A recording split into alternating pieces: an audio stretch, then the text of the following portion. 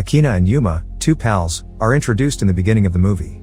They come here to explore a village, but they are actually standing outside a phone booth at 2 in the morning. They anticipate a call on the phone booth next to the Red Bridge. Whoever answers will have the village's route open for them. The strange thing is that the village that was mentioned in relation to the map doesn't actually exist.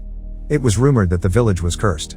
The history of this community is frequently the subject of many visitors. They come to explore the town since the people who first discovered it either perished or went insane, and as a result, the village gained notoriety. The phone rings at 2 in the morning. When Akina answers the phone, she only hears the sound of the waterfall and is unable to hear anyone else. Also about to be revealed was how to get to the settlement. Now Akina and Yuma are heading in that direction. Akina's camera was functioning in the tunnel that moves towards the village, and they enter the tunnel, and she shoots movies there. A signboard that read "No Japan rules or laws will apply" while moving through this tunnel was located as the tunnel moved forward. In fear, Yuma asks Akina, "Should we go back from here?" But Akina wants to explore this village, so she disobeys her buddy. When they first arrive in the village, they notice a lot of ancient houses. When Akina needs to use the restroom, she chooses to use one of the old house's restrooms. While Akina was in the restroom, Yuma was wandering around the village and heard the voices of dogs within a cage. Yuma approaches and discovers a dog skeleton rather than a living animal. On the opposite side, Akina exits the restroom only to find the door locked from the outside. She could hear a lot of shouting outside. Later on, Akina is surrounded by other hands. While they were holding Akina, Yuma noticed something outside and ran to Akina, but she was also startled. They fled from several evil spirits who were standing behind them. The following scenario features a young woman named Kanade, who worked as a psychotherapist. When a mother brought her child to Kanade, she spoke to her about how her boy used to be silent and had nightmares. She claims that the reason she is at Kanade is because she believes that her son is keeping something from us. In their conversation, Kanade learns that the youngster sees a ghost and refers to her as his mother. After telling Kanade everything, the boy begs her not to tell anybody about his mother. He claims that if my real mother finds out, she will be furious. After stating this, the youngster walks away while waving to someone. Kanade discovers and sees a woman's soul there. Akina is seen acting abnormally on the other side as a result of the accident's effects. She now draws strange sketches, performs songs, and laughs in an odd way. In this scene, he tells his sister about his acquaintance and reveals that Kanade was Yuma's sister. He informs her that his friend Akina has been acting oddly ever since the night we went to the village and asks his sister to help. He claims, "I believe the village's curse is to blame for what transpired." While Yuma was speaking with Kanade, his younger brother shows up with an idea for that hamlet and I want to learn more about it. In the meantime, Yuma's father shows up and reprimands him while admonishing him not to participate in those activities. Following his request for him to keep away from everything, Kanade goes to meet Yuma's acquaintance. She has bad vibes after meeting her, and that evening, Yuma's friend committed suicide by falling off the top. Her body was identified, and the report states that she drowned. As she sprang out of the tower in front of everyone. How is it possible that she drowned and died as a result? Yuma took his buddies to the tunnel that opens in that town after realizing that this was happening as a result of the village's curse, but he was actually taking them there to set that tunnel on fire. When Yuma and his pals arrive, they discover the tunnel sealed. When he arrived with his friend, the tunnel wasn't sealed, which surprises him. Yuma asks his friends to remain there before going inside the tunnel. While hiding in his car, Yuma's younger brother joined them during this.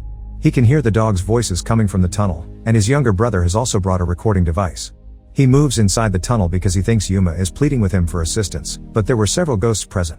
In the meantime, Yuma's yell is heard, and as a result, his pals are alarmed. They divulge all information to the police and Yuma's relatives. When the cops show up with Yuma's family and discover the younger brother's camera, they realize something is wrong with the family. The police had forbidden anyone from entering the tunnel because they were afraid of moving inside of it, but Yuma's mother eventually tries to do so. When everyone was stopping her, she began acting oddly. The mother of the young boy who was with Kanade informs her that her son is ill and has been admitted to the hospital. However, when Kanade arrives at the hospital, she learns that the doctor who performed the autopsy on Yuma's friend is also unwell. As a result of that, he was also admitted to the hospital. Kanade was with the child at night, but when she unexpectedly wakes up at night, she doesn't discover the child in his bed. She asks the youngster what he was doing when he was outside the doctor's room who had been admitted to the hospital. The youngster claims that his grandfather called and asked him to come over, but she was unable to understand him. When Kanade looked inside the doctor's bed, there were many ghosts all around it. "If the crop is wrecked, kill it," they sang while repeating the same hymn. In the meantime, the spirits advance on Kanade and that child. The doctor who had performed Akina's diagnosis, his soul, was also approaching them from the front. The nurse informs Kanade that the doctor passed away 2 minutes prior, and she was indeed speaking of the doctor whose spirit was present. The spirits that Kanade saw were singing the same song that Akina sang before passing away, which made Kanade realize that the little child has a connection with the spirit in the tunnel. The child was born in the hospital since he had no family. The following scene features Yuma's acquaintance, whose automobile is destroyed close to the phone booth. When his pals respond to his request for assistance, the phone began ringing and it was 2 a.m. One of them answers the phone, but there is no voice. When a second friend answers the call, the booth automatically closes, and then the water in the booth starts to fill up. The same song was being sung by a large number of spirits as they appeared outside the booth. The focus changes to Kanade, who kept asking her father about it but who was told nothing because he was worried. Kanade moves to her grandfather to learn about everything and thinks back to her grandmother, who is also able to see ghosts. Kanade inherited her grandmother's ability to see ghosts. When Kanade informs her grandfather about the village, he confirms that it existed a few years ago, but a dam close by caused the village to be destroyed when it broke. Kanade recalls observing a boy from a distance while sitting next to her grandma one day when visiting with her. Unexpectedly, she finds the boy while she is standing a long way away. In her early years, Kanade had a vision of this boy. The boy knows a lot of information about the village and is highly knowledgeable about it. He plays a film for her, and she sees how the villagers used to live in harmony until a few power company employees showed up one day and decided to build a dam around the community. The inhabitants are fighting to rescue their community because they don't want to see it destroyed. The firm only wanted to make a profit, so it began torturing the locals, which they then used to demonstrate, with the aid of political influence. The board was later fixed outside the settlement that we had initially seen. On it was written, "Japan's any regulation or law will not apply moving ahead." The company's employees' treatment of the locals was on par with any curse. They are rude to the villagers and tease them. Later, the dam failure caused the community to be demolished. When Kanade sees her grandfather in the video, she realizes he is the true owner of the business. This was the reason why Kanade's family experienced what they did. At 2 a.m, Kanade moves to the phone booth with the youngster, and the phone rings once more. When she picks up the phone, she can hear her younger brother and Yuma's voice. She answered the plea for assistance by leading the boy via a tunnel into the settlement. They believe they have arrived in the past, and Kanade discovers the villagers' dead bodies. She discovers her brothers imprisoned in a cage, frees her brothers, and moves to another cage. A newborn infant and a girl in bad condition were also present inside. Now the lad carrying Kanade advises her to leave the village and take the child.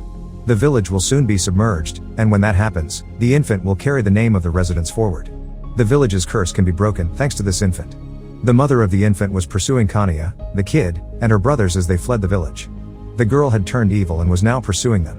Along with the boy, Yuma stopped the girl, although she was requesting that Kanade move away from here with the baby. When they arrived at the end of the tunnel, she was carrying the baby and her younger brother when they both passed out. They don't have that child, and later scenes show Kanade seeing her younger brother in the hospital. On the other side, a family that Kanade brought took the infant. Following that, the medics inform Kanade that they have discovered Yuma's dead body together with 2 skeletons.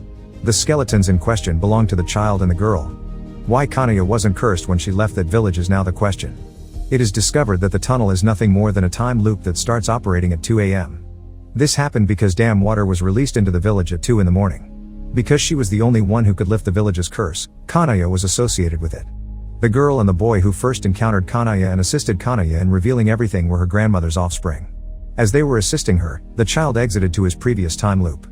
Thanks for watching and click on the next movie recap displayed on screen.